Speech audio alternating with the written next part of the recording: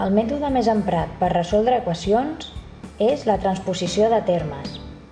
Transposar un terme vol dir moure'l d'un cantó a l'altre de l'igual de l'equació. De vegades també es transposa només el coeficient d'un terme. Aquest mètode es basa en els següents fets. Donada una equació,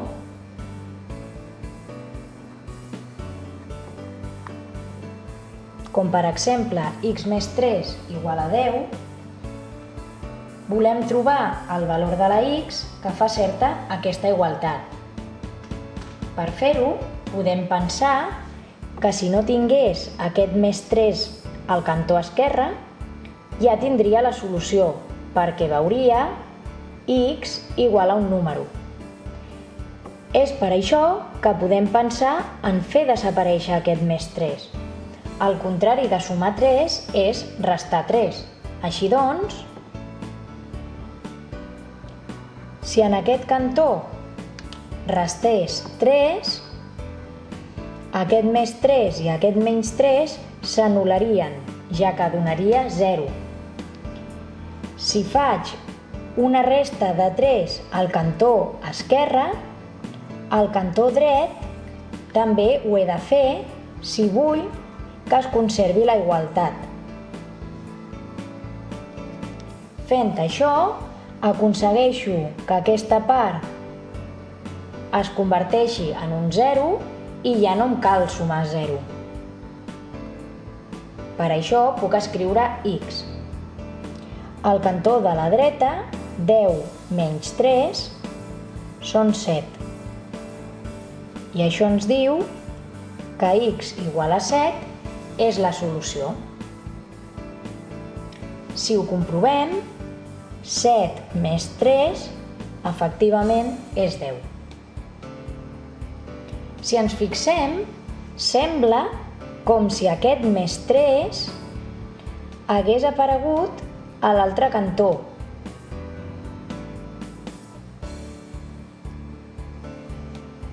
En aquest altre cas,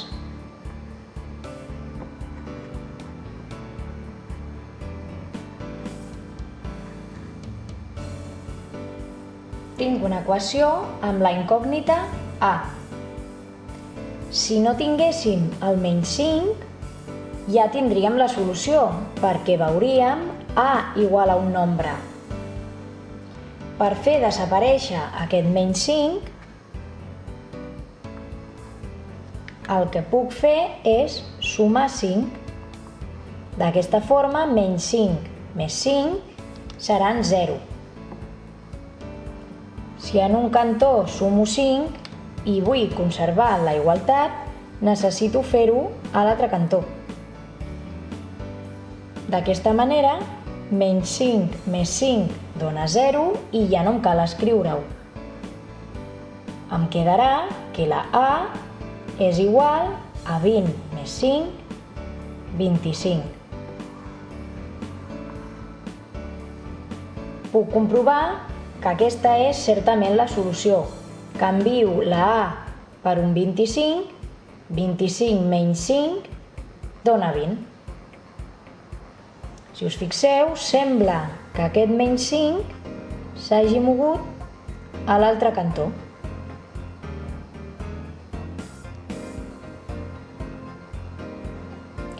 Fixeu-vos ara en la següent equació.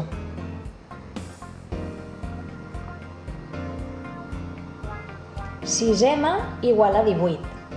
Ara la incògnita és la m.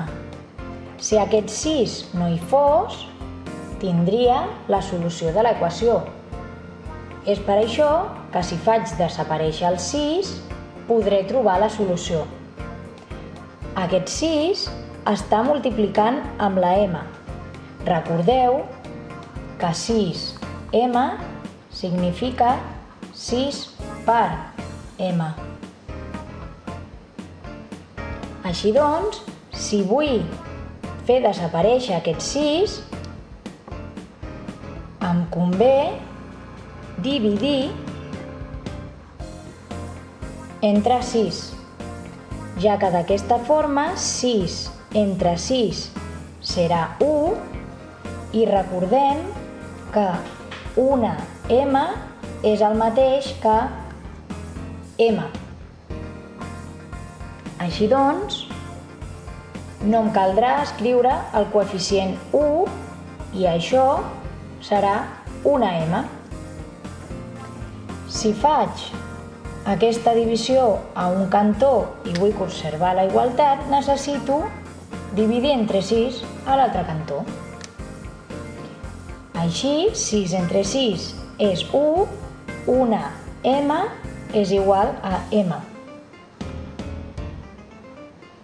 18 entre 6 és 3. Així doncs, m igual a 3 és la solució. Si us fixeu, sembla que aquest 6 s'hagi mogut a l'altre cantó dividint.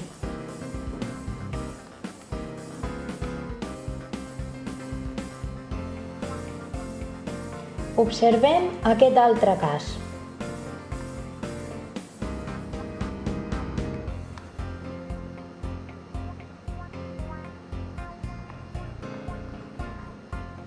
Menys 5x igual a 25. De la mateixa forma que abans, necessitaria fer desaparèixer el menys 5. La forma més senzilla és dividint entre menys 5, ja que menys 5 entre menys 5 serà 1 i no em caldrà escriure el coeficient 1. Però si faig aquesta operació a un costat, l'he de fer a l'altre si vull que es conservi la igualtat. Així doncs, tindré una x, que és x, igual a 25 entre menys 5. Més i menys és menys, 25 entre 5 és 5. Podem fer la comprovació substituint la x per un menys 5. Menys 5 per menys 5 dona 25. També sembla que aquest menys 5 s'hagi mogut a l'altre cantó fent una divisió. Per últim, veiem aquest exemple.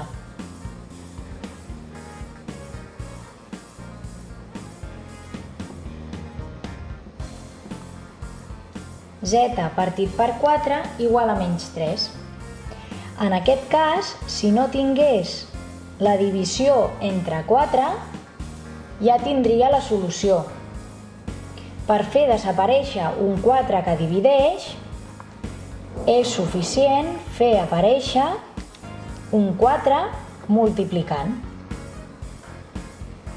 D'aquesta manera, un 4 que multiplica i un 4 que es divideix, 4 entre 4 dona 1 i no caldrà escriure el coeficient 1. Però si ho faig a un cantó, ho he de fer també a l'altre, si vull que es conservi la igualtat.